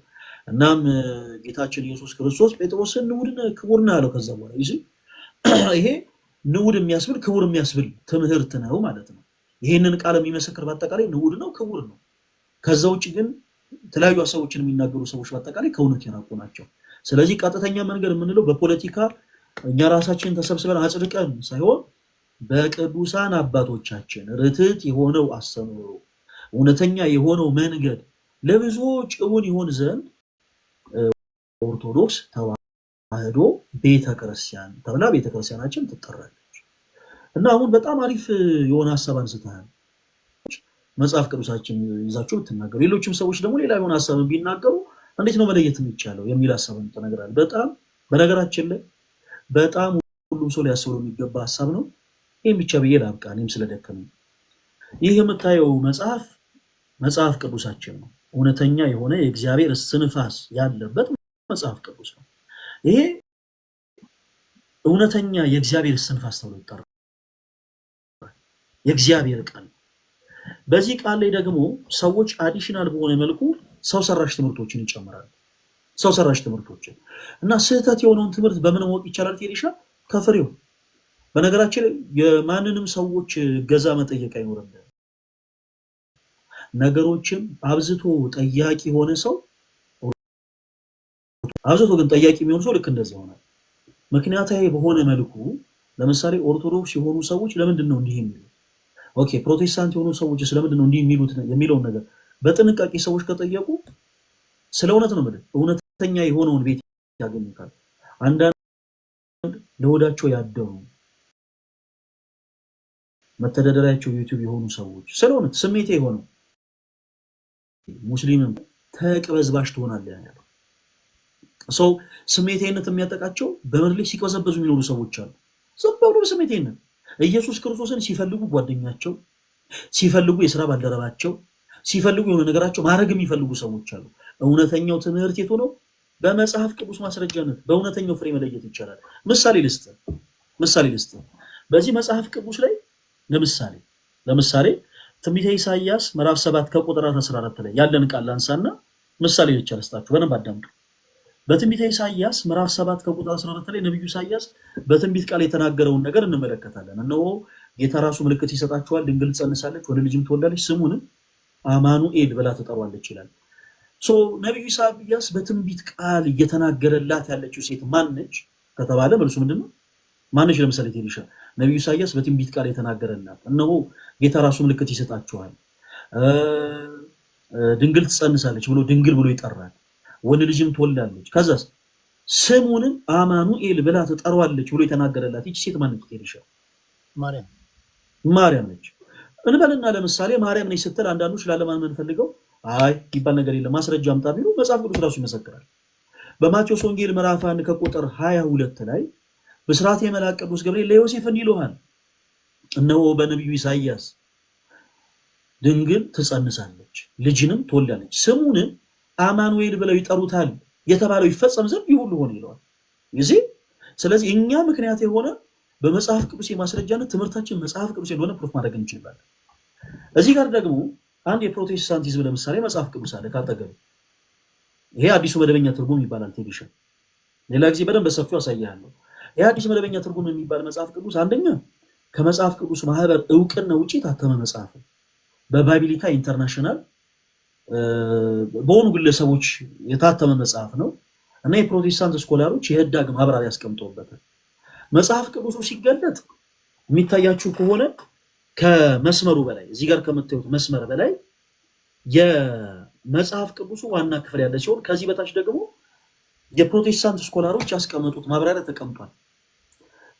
ካሜራ እንዳላዞር ምናምን ስለደከመኝ በቃል ልንገራችሁ ስለማውቀው ጥቅሱን ያዙትላችሁ ሪፈር ማለት ከፈለጋችሁ እዚሁ ትንቢተ ኢሳይያስ ምዕራፍ 7 ከቁጥር 14 ላይ እነሆ ጌታ ራሱ ምልክት ይሰጣችኋል፣ ድንግል ትጸንሳለች፣ ወንድ ልጅም ትወልዳለች፣ ስሙንም አማኑኤል ብላ ትጠራዋለች ተብሎ የተጻፈውን ቃል በጣም በሚደንቅ ሁኔታ ለማን ተብሎ እንደተቀመጠ ላንብብላችሁ።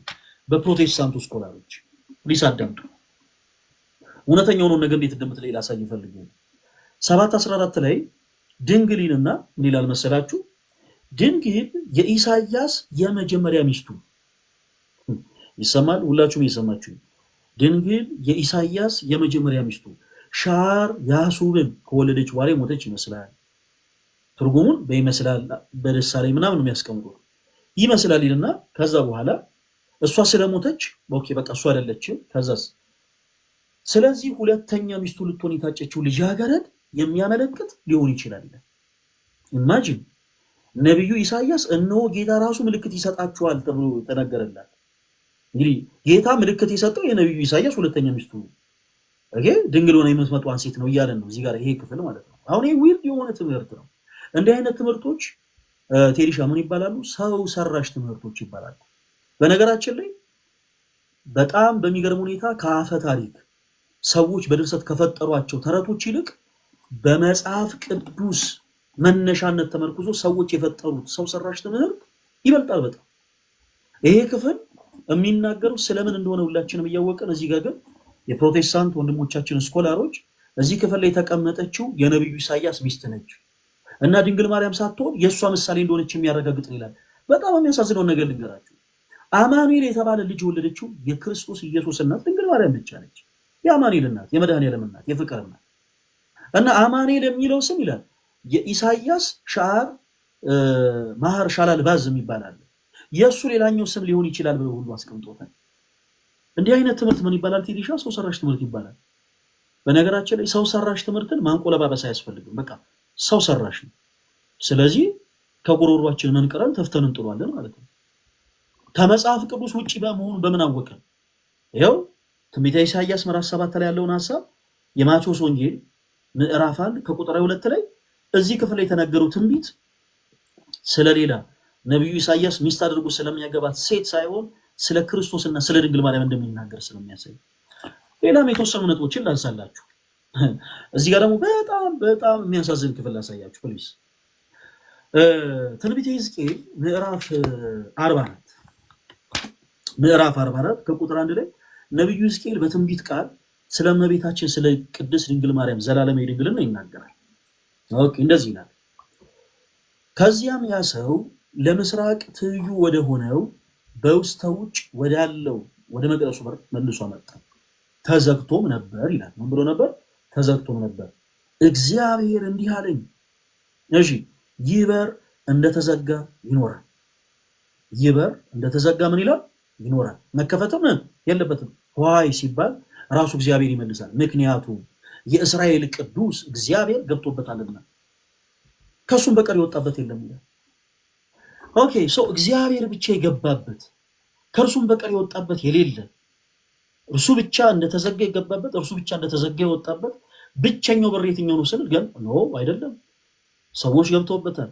የእርሱ መንግስተ ሰማያት አይደለም፣ ሁላችን እንወርሰዋለን፣ ስሙን እንቀድሳለን፣ መንግስቱን እንወርሳለን፣ ክብሩን እንመሰክራለን። ሶ የትኛው በር ነው ስንል የእመቤታችን የቅድስት ድንግል ማርያም ማኅፀን። በነገራችን ላይ በሊቃውንት ብሂል በጣም በሚገርማችሁ ሁኔታ እመቤታችን ቅድስት ድንግል ማርያም ምስራቅ ተብላ ትጠራለች። አንቲ ውእቱ ምስራቅ ተብላ ትጠራለች። ለምንድን?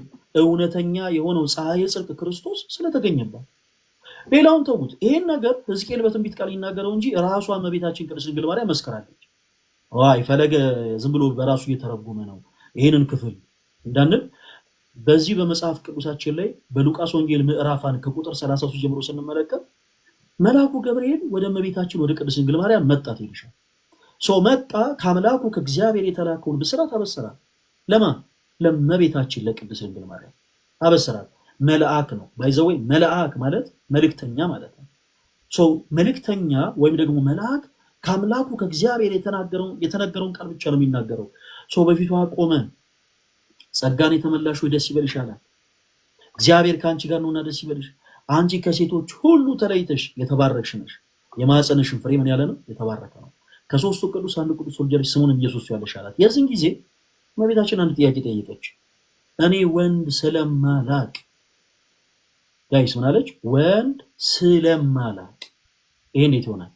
እሺ ቴዲሻ ወንድ ሳላቅና ወንድ ስለማላቅ ይለያያል። ወንድ ሳላቅ ከሆነ እስካሁን በትዳር ሕይወት አልኖርኩም ነው። ለምሳሌ ቴዲሻ አይ አንተማ በቃ አሁን በቅርቡ መውለድ አለብህ ቢል ሰው ሳላገባ እንዴት ይሆናል ካልክ እስካሁን አላገባሁም ነው አባባል። ኦኬ አንድ የቀረ ብቸኛው ሪዝን ለመውለድ አለማግባትህ ነው። ላለመውለድ ብቸኛው ሪዝን አለማግባትህ ነው። ሶ ሳላገባ እነ ሴንስ ምን ማለት ነው? እስካሁን አላገባሁም ነው። ነገር ግን ወንድ ስለማላቅ ማለት ግን እስከ ነው። ኦኬ እስከ ፍጻሜ እስከ ሕይወት ፍጻሜ ድረስ ወንድ የማወቅ ፍላጎት ስለሌለኝ ይሄ እንዴት ይሆናል አለች እመቤታችን። ኦኬ ቃሏን በቃል አሸነፈ። ከዛ በኋላ ያንን የመጽሐፍ ቅዱስ ክፍል በጣም ታሪኩ ረዥም ስለሆነ ለጊዜው እናቆየው። ሰው ነብዩ ሕዝቅኤል በትንቢት ቃል እመቤታችን ቅድስት ድንግል ማርያም ክርስቶስ ኢየሱስን በድንግልና ጸንሳ በድንግልና እንደወለደች ይመሰክርልናል። ይልቁኑ ደግሞ አምላካችን እግዚአብሔር ከቅድስት ድንግል ማርያም በድንግልና ተጸንሶ በድንግልና መወለዱ ከሶስቱ ቅዱስ አንዱ ቅዱስ ወልድ ክርስቶስ በድንግልና መወለዱን ይናገራል። እንደውም ሊቃውንት ሲያመሰጥሩት ምን ይላሉ መሰለት ኤሊሻ? እግዚአብሔር በጣም ኃያልና ጠቢብ አምላክ ከመሆኑ የተነሳ እጅግ በጣም የሚደንቅ ነገርን አደረገ። የእርሱ ፈቃድ ከድንግል ማርያም መወለድ ነበር። ኦኬ በድንግልና ተጸንሶ ከእርሷ በድንግልና መወለድ። የእርሷ ፈቃድ ደግሞ እስከ ፍጻሜ ድረስ ወንድ ያለማወቅ ነው። እግዚአብሔር ጠቢብ ስለሆነ የእርሱንም ፈቃድ የእናቱንም ፈቃድ ፈጸመ።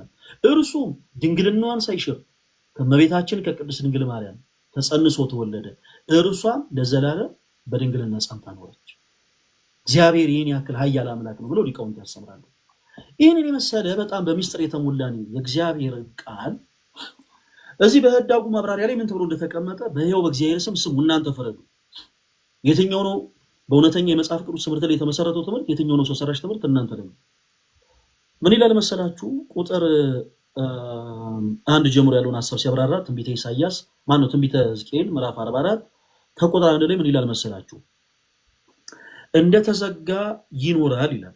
ኦኬ እንደተዘጋ ይኖራል ይላልና ያንን ሐሳብ ሲያብራራ ለዚህ የተሰጠው ምክንያት እግዚአብሔር በምስራቅ በር ስለገባና እሺ ስፍራውንም ቅዱስ ስላደረገው ነው። በደንብ ስሙ ፕሊዝ። ሌላው ምክንያት ሊሆን የሚችለው ደግሞ እንደ በፊቱ እግዚአብሔር መቅደሱን ትቶ ስለማይወጣ ነው። እሺ ለፀሐይ የሚደረጉ አምልኮ ሊከናወን ስለማይችል ነው ይልና ዛሬ ወርቃማው በር ተብሎ የሚጠራው የምስራቁ በር አካባቢ በሌሎች የተቀደሰ ስፍራ ነው ይልና ይህ በኢየሩሳሌም የሚገኘው በር ታሽጓል። ሁላችሁም ፕሊስ በደንብ ፍትሃዊ አይምሮ ይኖራችሁ፣ ፖዚቲቭ ቲንከሩ ትንቢተ ሕዝቅኤል የጻፈውን የመጽሐፍ ቅዱስን ሐሳብ የሆነን በር ታሽጓል ብለው እያስቀመጡ ያሉት ቴዲሻ የትኛውን የመጽሐፍ ቅዱስ ትምህርት? እውነት ሕዝቅኤል በትንቢት ቃል ገና ከዛሬ ስንት ዓመት በፊት በመንፈስ ቅዱስ ተመርቶ እየተናገረ ያለው የትንቢት ቃል ስለሚታሸግ በር ነው? ንግድ ፈቃድ ያላወጡ ሰዎች ንግድ ፈቃድ እንዲወጡ ነው? ይሄ በጣም ዊርድ ነው። በጣም እውነት ያሳፍራል። አይደለም ነብዩ እንዴ መጽሐፍ ቅዱስ ሶስት አይነት ቃላቶች አሉት። አንደኛው ቃለ ሰብ ነው፣ ሁለተኛው ቃለ ነቢያት ነው፣ ሶስተኛው ቃለ እግዚአብሔር ነው። ቃለ ሰብ የምንለው ሰዎች ከልባቸው አፍልቀው የተናገሩትን ቃል ነው። ቃለ እግዚአብሔር የምንለው አምላካችን እግዚአብሔር በቀጥታ እንዲሁም በሐዋርያት የተናገረውን ቃል ነው። ቃለ ነቢያት የምንለው ጋይስ ነቢያት በመንፈስ ቅዱስ ምሪት፣ በማን ምሪት? በመንፈስ ቅዱስ ምሪት የተናገሩትን ቃል ነው። እና ምን እያላችሁን ያላችሁት? ሕዝቅኤል ከዛሬ ብዙ ዓመታት በፊት የሆነ እስራኤል ያለ አንድ በር ይታሸጋል እና እሱን ነገር ፊክስ አድርጉ እያለ ነው። አረ ፕሊዝ ሕዝቅኤልን እንደ ዘመኑ ነቢያት ኖ፣ ይሄ በጣም ፍጹም ስህተት ነው። በመጽሐፍ ቅዱስ ስንመዝነው ሕዝቅኤል ስለምን እያወራ ነው? ግልጽ ነው። እዚህ ጋር ደግሞ ምን ተብሎ ተቀምጧል? ኦኬ ምን ይላል?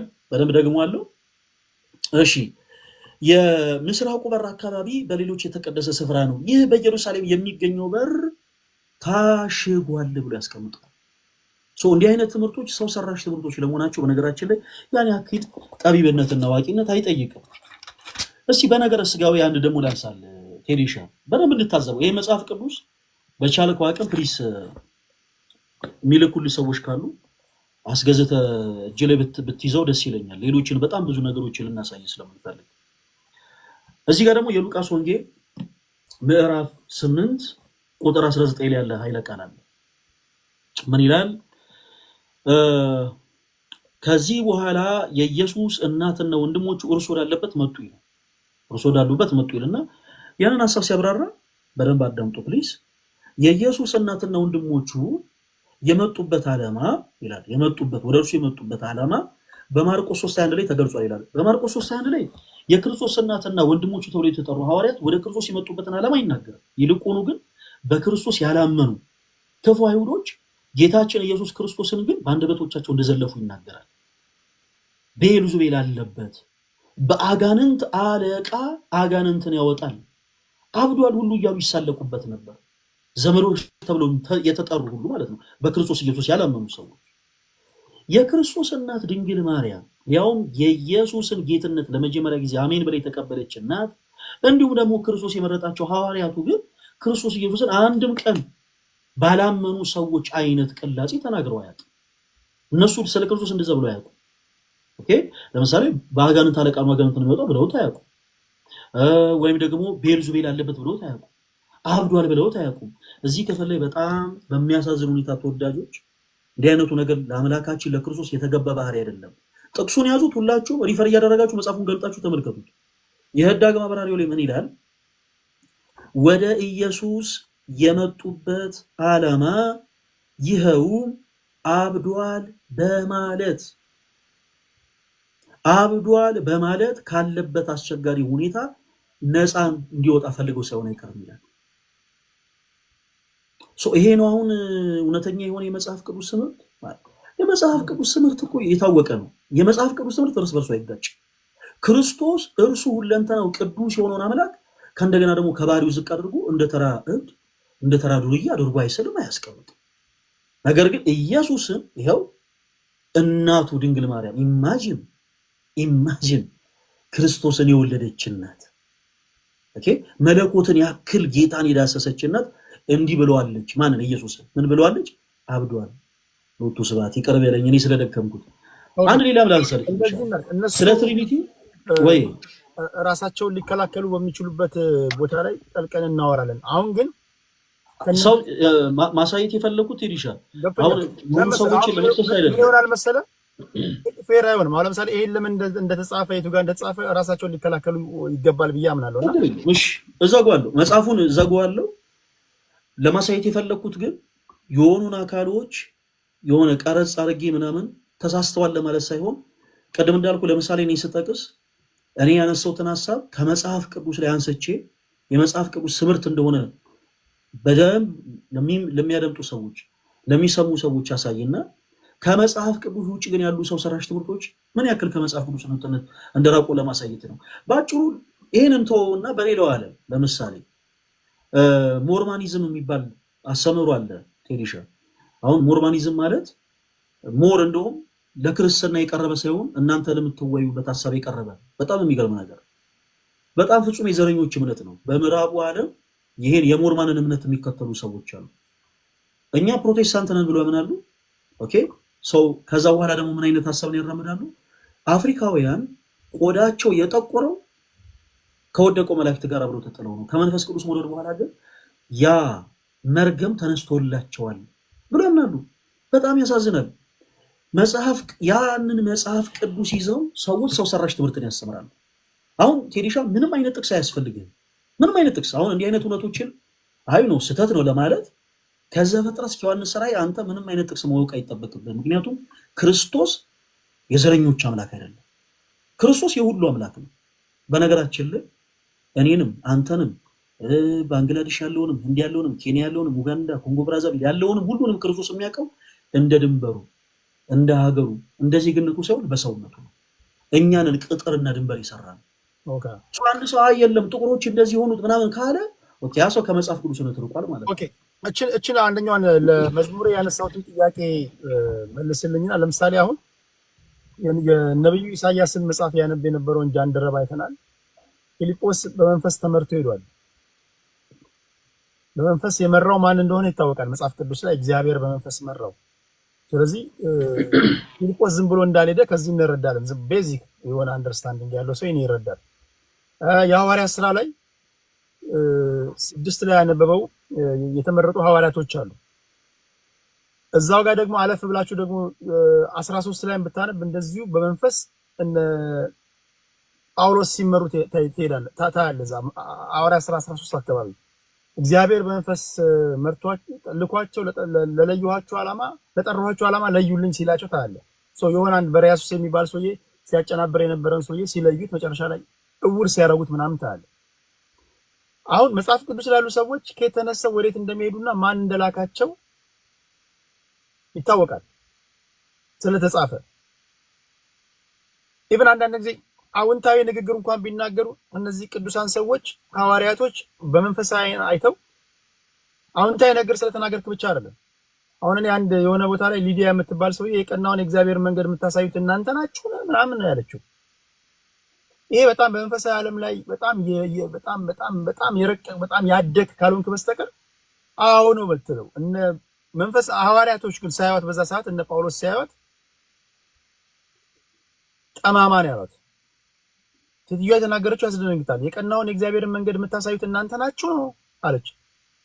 አንቺ ሴት ቅዱሳኖችን ከማሳት አትመለሽም ምናምን ብሎ ሲገጽዋት ምናምን ታለ። ፖይንቴ ምንድነው? አይደለም አዎንታዊ ነገር ተናገረ መጽሐፍ ቅዱስ ላይ አሉታዊም ንግግር አዎንታዊም ብትናገር ማን እንደላከ ያውቃሉ ቅዱሳኖች። ወይ እግዚአብሔር ነው ወይ ከሰይጣን እንደሆንክ ይለዩዋል። ልክ እንደዛ ከመጽሐፍ ቅዱስ ውጪ የተጻፉ መጽሐፍቶችን በእግዚአብሔር ምሪት ስለመጻፋቸው ምንድነው ማረጋገጫው የሚል ጥያቄ በነሳላችሁ ምን ትላላችሁ? ለምሳሌ ቀደም ሲል መዝሙር ያሬድ ያሳየን መጽሐፍቶች አሉ። የአባቶች መጽሐፍት፣ የማርያም መጽሐፍ፣ ሌሎች መጽሐፍቶችም አሉና እነዚህ አባቶች ይሄን መጽሐፍ የጻፉት በእግዚአብሔር መንፈስ ተመርተው ነው ለማለት ምንድነው ማረጋገጫችሁ? ለዚህ ማረጋገጫችን ምንድነው? ቴሪሻኔ ባጭሩ መልስና ለወንድ በተለይ ያሬዶና ስፔሻሊ ኤርሚ ምንም አይነት ሐሳብ አልሰጠምና ለነሱ ድል እሰጣለሁ። ለዚህ ማረጋገጫችን ባጭሩ ቤተክርስቲያናችን ናት። ለዚህ ማረጋገጫ ልትሆን የምትችለው ቤተክርስቲያናችን ናት። አንድ ነገር ላስረዳ ቴዲሾ፣ ሌሎች መጽሐፍቶቻችን አይደሉም። ኢቭን መጽሐፍ ቅዱስን እንኳ ሰነዳ ያስቀመጠችልን ወይም ደግሞ መጽሐፍ ቅዱስን የሰራችልን ቤተክርስቲያን ነች። ባይዘዌ መጽሐፍ ቅዱስ አይደለም ቤተክርስቲያንን የሰራት፣ ቤተክርስቲያናት መጽሐፍ ቅዱስን የሰራችው። ምን ማለት ነው? ይህ ምን ማለት ነው ስንል ሐዋርያት በስብከታቸው ያስተማሩትን እውነት፣ ነቢያት በትንቢታቸው የዘገባቱን ሐቅ፣ እነዚህ ናቸው የብሉያት መጽሐፍት፣ እነዚህ ናቸው የአዲስ ኪዳን መጽሐፍት ብላ ቀንና አዘጋጅታ ያስቀመጠችው ቤተክርስቲያን ነች። ስለዚህ መጽሐፍ ቅዱሱ እውነተኝነቱ የሚመዘነው በቤተክርስቲያን አስተምሮ እንደሆነ ሁሉ ሌሎች መጽሐፍቶችም ከእውነተኛው መንፈስ ቅዱስ የተቀዱ መሆናቸውን የምናረጋግጠው በመጽሐፍ ቅዱስና በቤተክርስቲያን ነው። ምክንያቱም መጽሐፍ ቅዱስ የመጽሐፍት ሁሉ አባት ስለሆነ። ምሳሌ ልስጥ። ለምሳሌ ያሬዶ የቤተክርስቲያናችን ዲያቆን ነው፣ አገልጋይ ነው። ረዥም ዓመት በአገልግሎት ቆይቷል እና በነገረ ቅዱሳን አንድ መጽሐፍ ቢጽፍ እና ወደ 400-500 የሚጠጋ ገጽ ኖሮት ነገር ግን 2 ገጽ ላይ ትንሽ ከቤተክርስቲያን ጋር የሚጻረር ሐሳብ ቢኖረው ያንን ሐሳብ ስህተት ነው፣ ይሄ ነገር መታረም አለበት ልንለው የምንችለው ዝም ብለን በመቀኝነት ተነስተን በሆበለው አሳበለው በማለት ሳይሆን በቤተክርስቲያን ትምህርት ነው። ልክ ቅዱስ ጳውሎስ እንዳለው እንደመሰከረው ማለት ነው።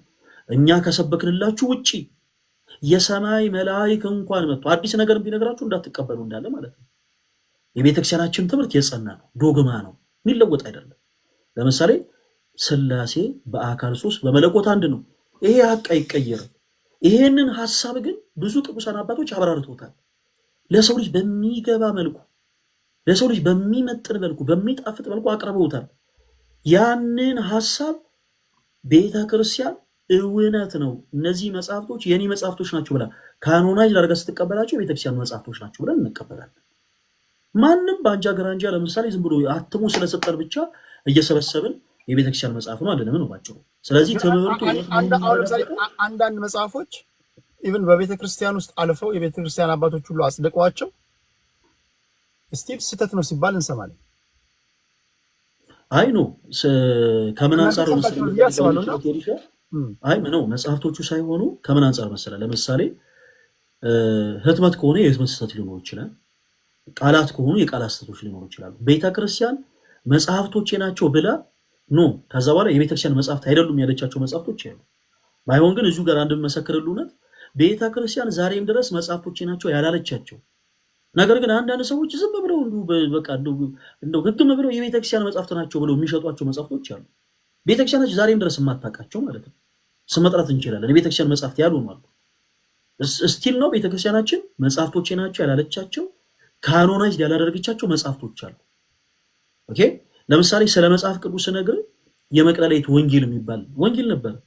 ይሄ ወንጌል አሁን መጽሐፍ ቅዱሳችን ውስጥ የለም። እውነተኛ የሆነውን ወንጌል የእግዚአብሔር ስንፋስ ያለበትን መጽሐፍ ከሐሰተኞቹ ለይታ ያስቀመጠችው ቤተክርስቲያናችን እንደሆነች ሁሉ ሌሎችም ከመጽሐፍ ቅዱስ የተቀዱ መጽሐፍቶች ሲኖሩ ከመጽሐፍ ቅዱስ የተቀዱ ትምህርቶች ሲኖሩ እውነት ናቸው ብላ የምታጸድቅልን ቤተክርስቲያናችን ነው። አስተምሯችን አንድ ስለሆነ ማለት ነው። ስለዚህ ቤተክርስቲያን መጽሐፍቶቼ ናቸው ካለች በኋላ ምናልባት አይኑ ተሳስቷል የምትለው የቃል ስህተት ሊሆን ይችላል፣ የህትመት ስህተት ሊሆን ይችላል። ሄልሻ ማለት እንዲህ አይነት ነገሮች የታወቁ ናቸው። ይሄ ነው ሁሉም ጋር ምናልባት አጋጥሟቸው ሊሆን ይችላል። ተቋርጫለሁ። አዎ መታል። ኦኬ ተቋርጬ ነበር ማለት ነው። እና ኤኒዌይስ ለማለት የፈለኩት ምንድነው ቤተክርስቲያን መጽሐፍቶቼ ናቸው ብላ ካኖናይዝ ካደረገቻቸው በኋላ ደግሞ አይ እነዚህ መጽሐፍቶች አይደሉም ያለቻቸው መጽሐፍቶች የሉ። በቤተክርስቲያን እያንዳንዱ መጽሐፍ ካኖናይዝ ከመደረጉ በፊት ስርዓት አለው። ብዙ ሰው ያላወቀው ነገር ያንን ነው። ቴዲሻ ለምሳሌ ቅድም ያሬዱ አንድ መጽሐፍ አነሳና ከፈርስት ሴንቸሪ ጀምሮ እስካሁን ድረስ እስከ 21ኛው ሴንቸሪ ያሉ ሰማዕታትን መጽሐፍ አሳየ። እነዛን መጽሐፍቶች ዝም ብሎ ደስ ስላለን በዘመድ አዝማድ እገሌን እናስገባው እያሉ የተጻፉ አይደሉም። ቤተክርስቲያን ሰማዕታት ብላ ራሱ የሰማዕትነት ማዕረግን ስትሰጥ ቀኑን አላት። ለምሳሌ አንድ ሰማዕት ስለ ክርስቶስ መከራን ሕማምን ከተቀበለ ከስንት ጊዜ በኋላ ነው በቤተክርስቲያናችን ሰማዕት የሚባለው? ህይወቱ፣ ተጋድሎ፣ ትሩፋቱ እንዴት ነው የሚጻፈው? እያንዳንዱ ነገር ስርዓት አለው። በተመሳሳይ አንድ የተጻፈ ሐሳብ ቢኖር አንድ የተነገረ ትምህርት ቢኖር ያ ትምህርት ያ ሐሳብ ያ ጽሑፍ በምንድን ነው ሊለካ የሚችለው? በቤተክርስቲያን ትምህርት።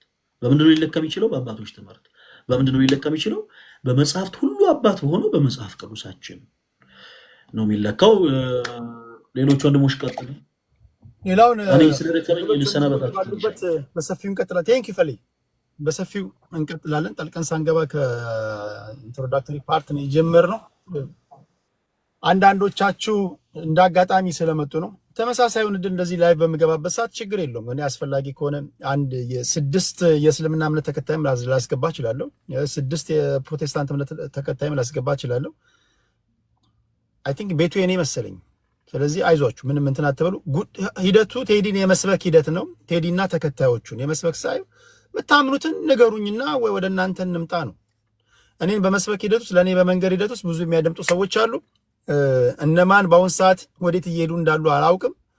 አየሩን ተጠቅመው እንግዲህ ያመኑትን የሚከተሉትን ቀናና ትክክለኛ መንገድ ነው ብሎ የሚያምኑትን ይሰብኩኛል ማለት ነው። ስለዚህ በራሴ ቤት ደግሞ የፈለኩትን እያወጣው እያወረድኩኝ ስበከኝ ንገረኝ ማለት መብት የተጠበቀ ነው። አስሎንጋስ አጸያፊ ንግግሮች ከሌሉ በስተቀር እኔ የምትጠየፈው አጸያፊ ንግግሮችን ብቻ ነው እንደምታውቁትና እምነታችሁ ሊከበር ይገባል። ያውም በመፍራትና በመንቀጥቀጥ የሰው ልጆች እምነት ያለውን ነገር ማክበር አለባችሁ የሚል እምነት አለኝ። እኔ በዛ ወደ ነው ማውራ ወንድሞቼ። ፈሌ ቴንክ ዩ በጣም ሁላችሁንም ወዳችኋለሁ። እኔ ረፍት ላደርግ ነገም ፈልጉኛል። በቃ እኔም የሆነች ነገር ላውራና በመሀል ላይ ነው የገባችሁብኝ። ከዛ ካላችሁ ተመልሰን እንገናኛለን። እሺ ሰላም ደሩ። ኤርሚ ትንሽ ቆይታ ላክልኝ የሆነች መረጃ ያልስጣቸውና ድጋሚ ካለ ከአንድ ከ10-15 ደቂቃ በኋላ አክቹዋሊ ሜቢ ከሬዲዮ ጋር ታወራላችሁ ብዬ ነው እንጂ ሁለተኛ ነው ነው ቆያለሁ። አወራለሁ ከቤተሰቦቼ ጋር። በቃ ካለ ላክልኝ ችግር